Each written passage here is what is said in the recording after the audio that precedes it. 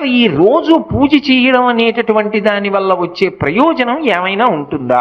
అసలు దాని వెనక ఏదైనా శాస్త్రీయమైన కారణం ఉంటుందా? విదురుడు ఎందుకు చెప్పాడు అసలు దైవానికి నమస్కారం చేయమని? నేను మీకు ఒక్క మాట చెప్తా, బాగా గుర్తుపెట్టుకోండి. ఎవరు పూజ చేస్తున్నాడో వాడు లోకము చేత పూజింపబడతాడు. నేనన్న మాట బాగా పట్టుకున్నారా? ఎవరు పూజ చేస్తాడో వాడు లోకము చేత పూజ అందుకుంటాడు. అదేమిటండి మీరు అన్న మాట మాకు బాగా అర్థం కాలేదు, మీరు ఏదో అన్నారు బాగుండదని అన్నాను అంతే అంటారా? మీకు వివరణ చేసే ప్రయత్నం చేస్తా. పూజ అంటే ఏమిటి? పొద్దున్నే దేవుడి దగ్గరికి వెళ్ళో దీపం పెడుతున్నా, ఎందుకు?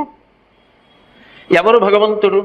చంద్ర సూర్యౌ చ నేత్రే కర్ణావాసా శిరోద్యౌ ముఖమవిదహనో యస్య వాస్తేయమబ్ధిః అంతస్తం యస్య విశ్వం సురనర ఖగో భోగి గంధర్వ దైత్యైః చిత్రం రమ్యతే